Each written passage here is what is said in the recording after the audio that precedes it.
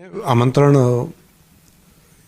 હેતુભાઈએ આપ્યું એવું મને હેતુભાઈએ કીધું કે મેં એમને આમંત્રણ આપ્યું હતું, પરંતુ પહેલાં એ હેતુભાઈને જ્યારે ફિલ્મ જગતના લોકોને જ્યારે બોલાવ્યા ત્યારે હેતુભાઈએ આપ્યું, પરંતુ જ્યારે કલાકારોને જ્યારે બોલાવ્યા, જે ડાયરાની સાથે જે ભજનીકો સાથે જે અહીંયા આગળ આવ્યા હશે તે વખતે એમને નિમંત્રણ નહીં મળ્યું હોય. એ વાતમાં એ સાચા છે. એમને મેં પૂછ્યું તો કે ભાઈ કેમ એમને નિમંત્રણ નહોતું પહોંચ્યું. મેં પણ વાત કરી તો એમને કહ્યું કે અમે એવું માનતા હતા કે આ ફિલ્મ જગત સાથે છે, ફિલ્મ કલાકારોને જ્યારે બોલાવશું ત્યારે એમને બોલાવીશું, અને બાકી નીચે અલગ અલગ બીજા કલાકારોને જ્યારે બોલાવવાના છે ત્યારે બાકીના લોકોને બોલાવીશું. તો એમાં વિક્રમભાઈ પણ ખોટા નહોતા. એ બંને જગ્યાએ કામ કરે છે, પિક્ચરમાં પણ કામ કરે ને ડાયરામાં પણ કામ કરે છે, પરંતુ એ ડાયરાના વખતે એમને નહીં બોલાવ્યા હોય, પિક્ચરના ટાઈમે એમને નિમંત્રણ આપ્યું હતું. અને એમણે પણ પોઝિટિવ વાત ગઈકાલે કરી છે. વિક્રમભાઈ પણ એક સારા કલાકાર છે. એ પણ લોકશિક્ષણનું કામ તો કલા જગતના માધ્યમથી કરે છે. બાકી કલાકારો જે કરે છે કામ તો એ પણ કલા જગતની સાથે જોડાયેલા છે, અને કલાની પણ એક આખી સંસ્કૃતિ છે આપણે ત્યાં. તો હું તો ત્યાં સુધી ભવાઈનું કામ કરતા જે નીચે મિત્રો જે હોય છે ખાસ, એ વર્ષોથી જૂની પરંપરા છે. જ્યારે પિક્ચર પણ નહોતા, જ્યારે બાકીની પણ સુવિધાઓ નહોતી, એ વખતે ગામે ગામ જઈને વ્યસન મુક્તિનું કામ, બાકી સમાજની અંદરથી કેટલાક કુરિવાજો દૂર કરવાનું કામ એ વખતે ત્યાં કરતા. તો એ મિત્રો પણ ભવાઈ સાથે જોડાયેલા જે અહીંયા આગળ જે મિત્રો હતા તે પણ આવ્યા હતા. તુરી પરિવારમાંથી પણ બધા આવ્યા હતા. સંગીત સાથે જોડાયેલા પણ ઘણા બધા આવ્યા. સાહિત્ય સાથે જોડાયેલા પણ બહુ ઘણા બધા મિત્રો આવ્યા.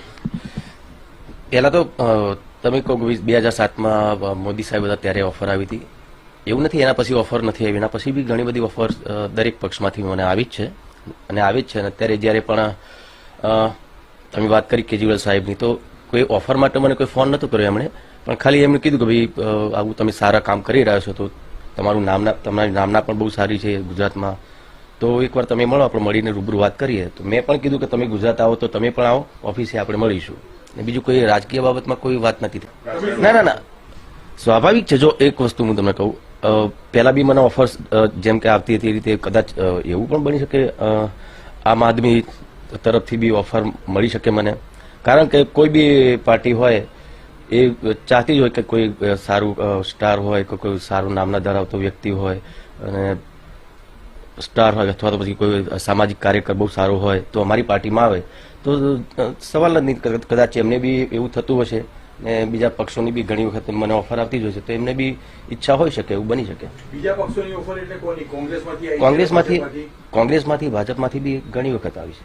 તમે મુદ્દો ઉઠાવ્યો એટલે ફિલ્મ કલાકારોને ત્યાં બોલાવાય. હાજી, તમારા કારણે બધાને બોલાવ્યો, બાકી તો એ 17-18 ગાયક કલાકારો આવીને વયા ગયા. પછી ફિલ્મ કલાકારોને બોલાવે ના બોલાવે એની કોઈ ગેરંટી કાર્યક્રમ ખબર નહીં, પણ તમારા મુદ્દા પછી બોલાવ્યો. એક પણ કલાકાર એકને બાદ કરતા કોઈ કલાકારને એમ નથી જેના કારણે આપણે પહોંચ્યા છે એનો આભાર માની એની વાત આપણે અહીંથી કરીએ. હા, મેં જોયા બધાના નિવેદન જોયા, બધા કલાકારોના. આગળ પહેલા બોલાવ્યા હતા બધા જે અર્બન બધા કલાકારો હતા, સ્ટાર હતા બધા, અને બીજા દિવસે 300 બધા કલાકારોને બોલાવ્યા હતા.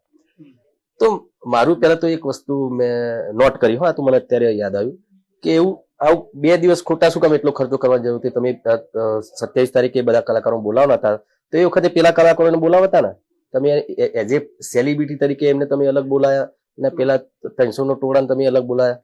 આમાં ભેદભાવ જેવું મને લાગ્યું. તો એક જ ખર્ચામાં બધું થઈ શકતું હતું, તો આવું કેમ? એવું નતું થવું, ના થવું જોઈએ. અને બીજી એક વસ્તુ, મેં બધાના નિવેદન જોયા, બધા સ્ટારના બધા સુપરસ્ટાર બધાના નિવેદન જોયા મેં. બધા સરકારશ્રીનો આભાર માને, બહુ સારી વાત કહેવાય. ના, કોઈએ નથી કીધું. નહીં, પણ હિતેન કુમારે આભાર માન્યો તમારો. હા, એમણે આભાર માન્યો. કેમ માન્યો તો એમને ખબર જ હશે, મને તો ખબર છે, પણ એમને ખબર છે. કઈ વાંધો નહીં, એનાથી જો મને કોઈ ફરક નથી પડતો, મને કોઈ હરકશોક નથી, મને કોઈ દુઃખ નથી. બીજા સ્ટાર બધા મોટા મોટા સુપરસ્ટારોએ મને મારો આભાર માન્યો ના માન્યો એનાથી મને કોઈ મન દુઃખ નથી. પણ થાય અમુક ટાઈમ કે ભાઈ જેના માટે મેં આ બધું કર્યું હતું, મારા એકલા માટે મેં કર્યું નતું, દરેક કલાકારો માટે કર્યું હતું, ને એ લોકો એમને મારો સાથ આપવાને બદલે એમણે મારી સાથે આવું વર્તન કર્યું. ખાલી એક ફોન પણ કરી દીધો હોત ને તો નથી કર્યો તો એ વાંધો નહીં, દિલથી તો એમને ખબર જ છે કે કોના લીધે થયું છે. દિલથી બી એકવાર દુઆ આપી દેશે તો એ બહુ થઈ ગયું.